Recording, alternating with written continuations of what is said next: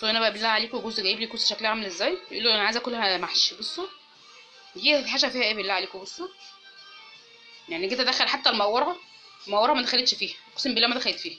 شوف بصوا المنظر، يعني دي هحشي فيها ايه. بيقول لي ما اتصرفي انا عايزه اكلها محشي. قلت له يا حبيبي عمرها ما تنفع دي محشي، دي عايزه طبيخ. بصوا قلت له لا هي عايزه الكبيره شويه تتاكل محشي، لكن دي بالمنظر ده عمرها ما هتتحشي. جيت اجرب والله دلوقتي ما عملش. بصوا اهي جربتها. بصوا ما حتى البتاع مش داخله فيه مورا، فهطبخها بقى وخلاص.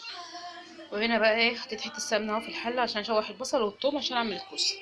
استنى بقى لما تقدح شويه وبعدين احطها. وهنا بقى حطيت البصل اهو بس تصفر شويه، وهنزل دلوقتي عليها ايه بالثوم. هنزل دلوقتي ايه عليها بالثوم عشان بس ما تصفرش قوي وتغمق. وهنا بقى اهو بصوا حطيت الثوم والبصل شوحتهم مع بعض. دلوقتي بقى ايه هحط الكوسه اشوحها معاها، تبقى طعمها حلو وريحتها تطلع تبقى حلوه. حطيتها هنا اهو الكوسه، وحطيت ايه معاها مرقه ونص كده ماجي اشوحها. بعد كده ايه انزل عليها بقى بالطماطم، بتبقى جميله والله. التشويحه دي مع الثومه مع البصل بتدي طعم حلو، جربوها كده وقولي. وانا هنا كده مولعه على لحمه هنا اهي على الحله دي، مولعه فيها على لحمه. باخد منها شويه شوربه صغيرين كده واسيب الباقي ايه اقول العيال. هنشوحها كده شويه. وهنا بقى اهو بصوا خدتها تشويحه مع الثوم مع البصل بقت جميله اهي. دلوقتي بقى ايه هنزل عليها بصل طماطمايه مبشوره، هشوحها برضو مع بعضها كده. بعد كده بنزل عليها ايه بالطماطم بقى. ولعت برضو على رز هنا اهو، قلت انجز يعني وقت يعني.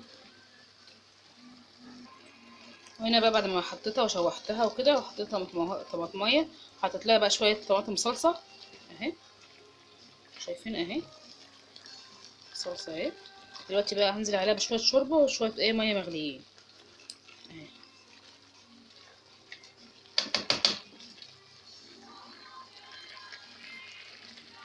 بيعلق. وهنا بقى ايه حطيتها في برام اهو، وحطيت فيها اللحمه. بصوا بس انا جوزي ما بيحبش اللحمه في الطبيخ فسبت له اللحمه بتاعته بره اهي. حطيت بتاعتي انا والعيال بس اهي. هحطها دلوقتي ايه في الفرن بقى. ده كان بقى غدانا النهارده اهو، صينيه الكوسه اهي باللحمه اهي. بصوا اهي جميله والله، انا اول مره اجرب صينيه الكوسه دي الصراحه. وعملت الرز جنبها اهو اهو. وده بقى كان غدانا النهارده. الكوسه بقت جميله اهي. بصوا الكوسه اهي استوت خالص اهي، واللحمه برضو اهي. بس هي تقريبا هي اللحمه قعدت كتير بصراحه، فوق ال3 ساعات تقريبا. ان هي اللحمه كبيره في السن، يعني قعدت كتير الصراحه، قعدت كتير قوي قوي يعني. بس في الاخر يعني استوت استوت اهي. وكان غدانا بقى النهارده. ويا ريت يعجبكم، ويا ريت ايه تشتركوا في القناه وتفعلوا الجرس تفعلوا الجرس عشان يوصلكم كل جديد ان شاء الله. مع السلامه.